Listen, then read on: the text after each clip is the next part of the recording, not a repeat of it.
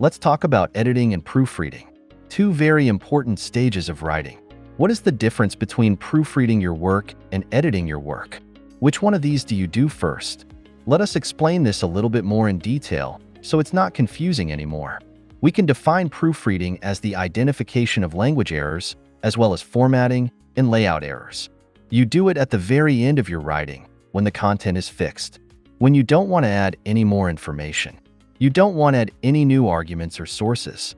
So proofreading is more about finding those small mistakes that you can still fix in formatting, in grammar, and vocabulary.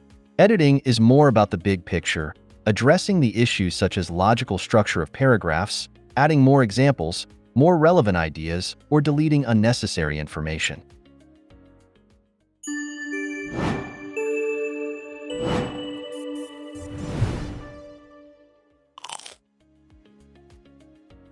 First, you edit. If you are still developing the paragraphs, you can still make substantial changes in your work. Why do you do this first and then you proofread? Because when you make substantial changes and you add elements to your writing, you can still make grammar, language, or punctuation mistakes in these new sentences that you are including. That is why you want to proofread at the end. This diagram shows the most important elements that you should think of when you want to edit your work.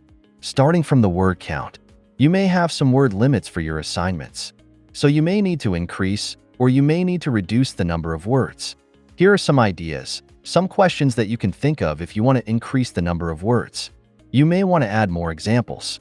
You may want to add another counter argument, or maybe you want to add more sources. Sometimes, however, you may need to reduce the number of words. Maybe you waffle too much, maybe you have some irrelevant details, maybe too many examples. So think about ways of reducing these by deleting unnecessary information. Another way is using more concise language, words, expressions that express the same idea but are shorter. For example, due to the fact can be reduced to because. It is the same when you think about the paragraphs. You may think about the structure and the length of the paragraphs. The question is, what is a good length of a paragraph? There are no strict rules about that, but half a page, 1/3 of a page is a good length. One full-page paragraph looks a bit too much. Also, make sure that every paragraph has a topic sentence, showing your reader what this paragraph is about. If you're introducing an argument in your paragraph, make sure there is evidence to prove it. So maybe you need to add sources. Also, make sure there is some critical voice from you. That means that there is some evaluation of the information that you are using from the sources. Next, signposting. So when we talk about sentences in your paragraphs, check, do you have enough linking words? Are the ideas that you are describing in your paragraphs well connected? Use words such as first, second, moreover, in addition, as a result, hence, or therefore. These kind of expressions will help with the flow of the text. They can help your reader read easier and understand your way of thinking. Okay, so the next up is hedging, also known as tentative or cautious language. When you write, sometimes you cannot be 100% certain of everything, right? Also, you want to be humble in your work. In academic writing, there is a lot of speculation, deduction, suggestion. So these kind of expressions such as maybe, possibly, it may be that, perhaps, it is likely, it appears to be, it seems to be, are very important and very useful, especially when you think about conclusions or recommendations for the future. And this is something you can edit and correct before you submit your assignment. The next thing you need to think about is academic voice. Check. Is your academic voice visible? Are you critical enough in your writing? Did you use passive and active voice correctly? Are you using formal tone and avoid emotive language? One more thing you can check is the length of your sentences. Think, what is better, long or short sentences? Your sentences should not be too long. So if your sentence is 4 or 5 lines long, it's getting a little bit too long and it may get confusing for your reader. And with long sentences like this, you might make mistakes with grammar constructions. So, when it comes to long sentences, sometimes it's better to split them into 2 or 3 shorter ones. You can add a linking word to make it clearer, easier to read, easier to follow. Usually students do not have problems with short sentences at university level, but sentences that are overly long are a bit more challenging. So check if some of your sentences would look better if you split them. There are also a few things to consider. Think about the content. What was your research question? Have you actually answered this question? Is there anything still missing about the content? Are you still missing some examples? Explanations? Any parts of your work? Have you referenced the material from your sources? Important point here. Sometimes we have citations in text, but they're missing in the reference list or the other way around. You have something in the reference list, but you do not use it in your text. Why this happens? Sometimes you add ideas from sources to your writing, and you add both, the in-text citation and also the entry in your reference list, as you should. But it may happen that later you think that maybe it was not a good idea after all, and you delete it. So once you delete it from your text, you need to make sure that the reference entry is also deleted from your reference list. In other words, what you have in the text and in the reference list should match. And remember that everything that is not yours, that is from external sources, should be referenced. Next point, check coherence. It's about the overall logic of your work. Check. Is everything logical? Does it make sense? Are the ideas in the right order? Can your reader see the structure of your argument easily? Did you signpost it?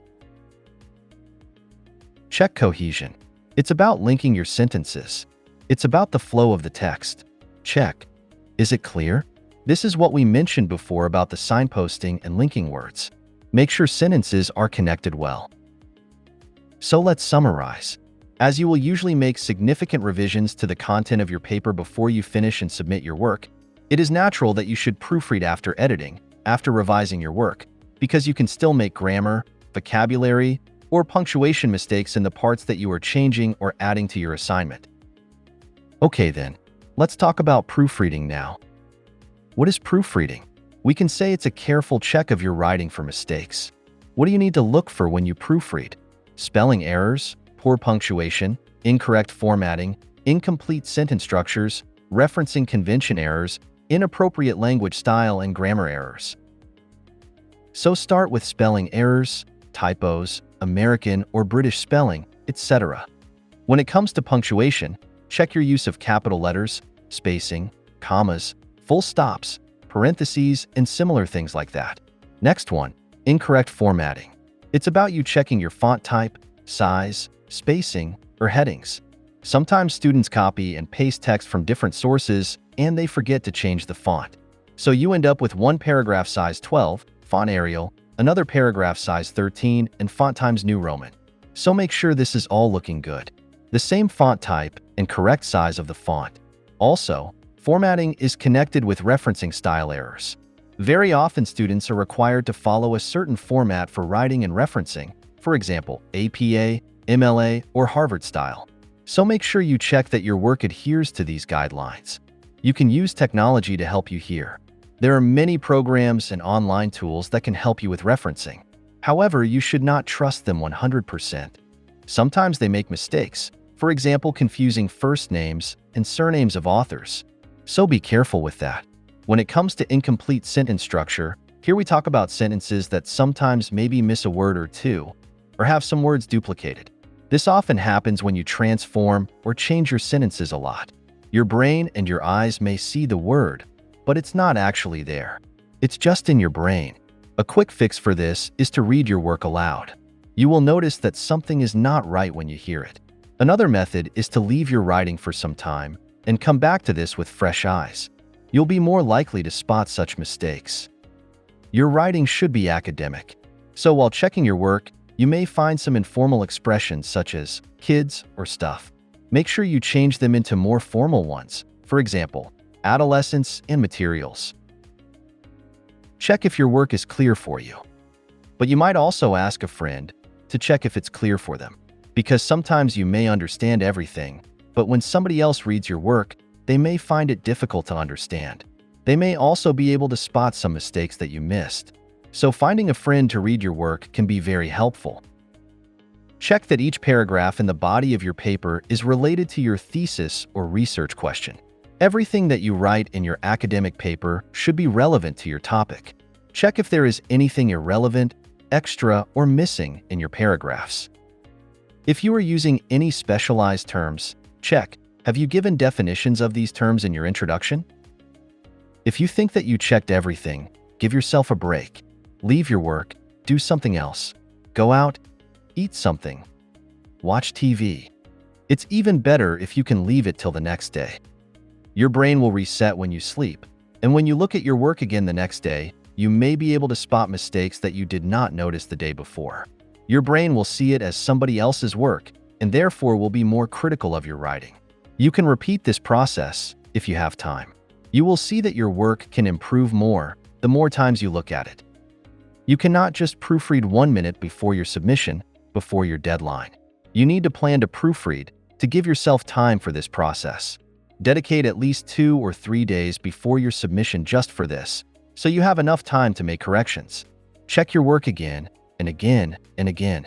Include proofreading in your planning. Know your strengths and weaknesses. Search for your usual mistakes. If you know that your grammar is not always great, or your logic, or your sentence structure, search for mistakes in this area.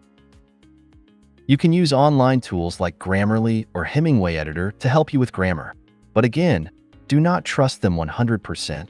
Use your brain, use your knowledge, to check that what it corrected is actually okay. If you're still not sure, you can find grammar guidelines online or use a dictionary to find similar examples. To finish off, here are 10 tips for proofreading. Which one do you think is right for you? Which one would you choose? Let's see which option is the most popular.